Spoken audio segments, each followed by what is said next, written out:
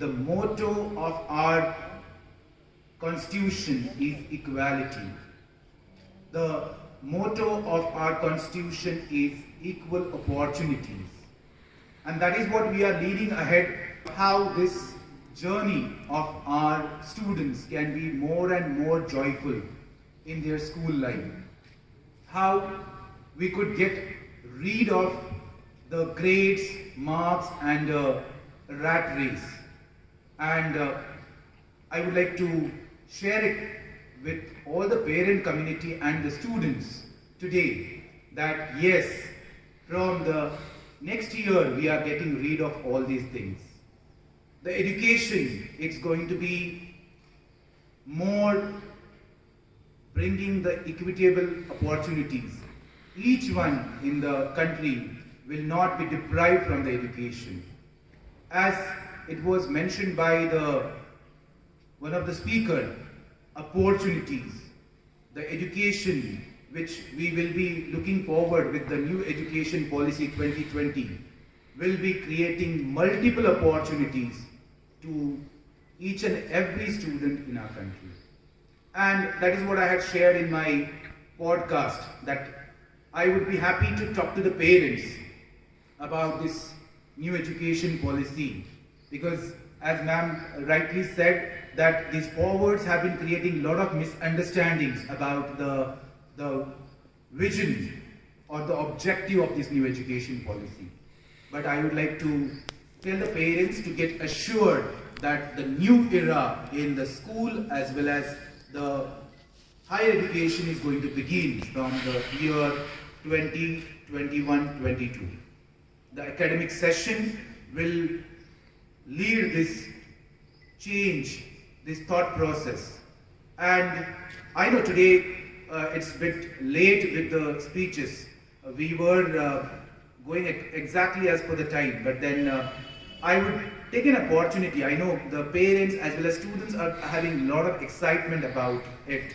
So the first thing which I would talk to the students is that the new education policy believes in inclusion of education. Each and every student should be the part of the education and should be in a mainstream. So everyone will be the part of education. The next big change which is there, that the education policy is going to curtail the curriculum. It means it's not going to be like, as I said, it is going to be a competency-based education, wherein the curriculum which will try to develop competencies among the children. So automatically it is going to bring down the number of books. So children will definitely get happy that the number of books will be curtailed, almost half of it, what we are experiencing now. The next thing is that the assessment, which is the bigger transformation with this new education policy. It's going to be a 360-degree assessment, 360-degree report card of the student. And the parent will be getting a 360-degree view about their child, the potential, the competencies, and these competencies will be reflected into the report card. The CC pattern, which was ruled out, is again brought back with a newer version, wherein continuous comprehensive evaluation will be still a major part, and under that the formative and summative assessment will be there. So there will be more and more emphasis on summative assessment, and formative assessments will be only in grade 3, grade 5, grade 8, grade 10 and grade 12. So what it was being presented into the media, only 12th standard board examination, that is not the thing. The assessments will be there in grade 3, grade 5, grade 8, grade 10 and grade 12.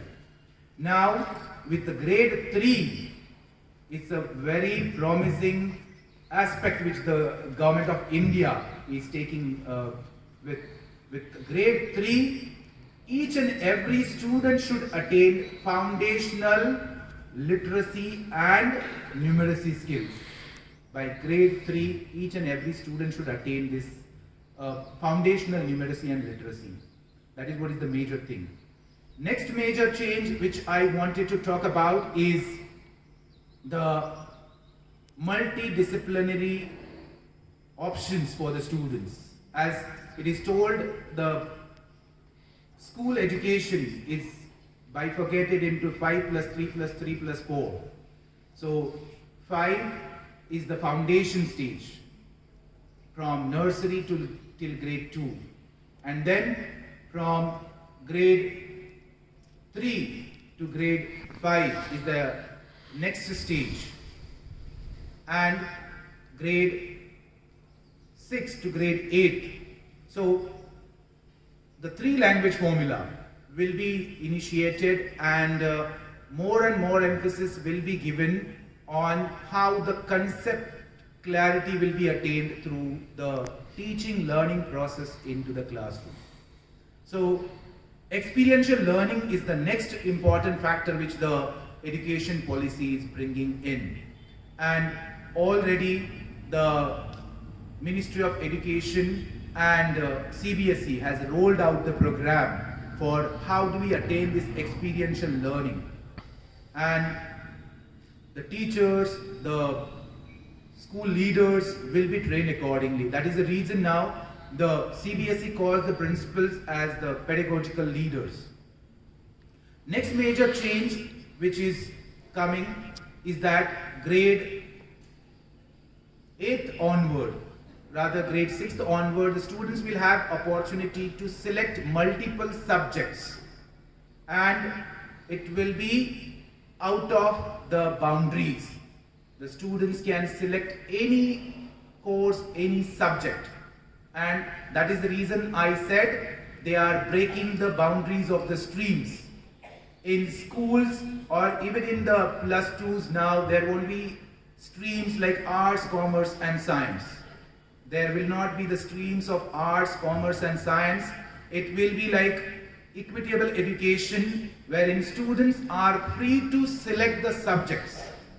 And along with that, what is the major change is that the skill education. Skill education, wherein grade 6 to grade 8 and up to 12, students will undergo minimum 12 vocational courses. Each student will undergo 12 vocational courses, and one vocational course will be of 12 days or 12 hours module. Under this, already this year we have trained our teachers for financial marketing management, FMM, which we will be introducing for our students from the session 21-22. So students will be out of the pressure, because there are certain subjects wherein students feel I'm not interested, or students do not find the opportunities, or student basically the interest. Next to it is that also, this is what it is not yet made clear it's not been announced, but even the government of India will be replacing this competitive exams format of JEE and NEET. Even that will be completely taken away, and each and every student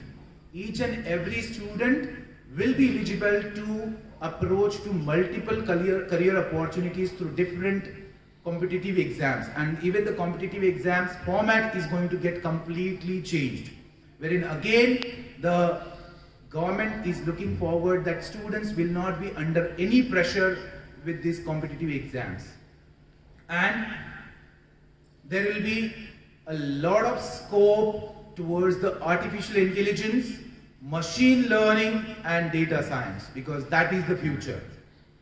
That is the future which we are seeing now, machine learning. In near future, after 5 years, we will see that around 25% jobs in our country will be replaced by the robots, by the machines. So the jobs which will be required will be the human, with the human touch, or with the people who could design such machines, who could take ahead the thought process. So there will be lot emphasis on the technology, digital learning. And when the Government of India, as I have been attending a lot of webinars with the CBSE,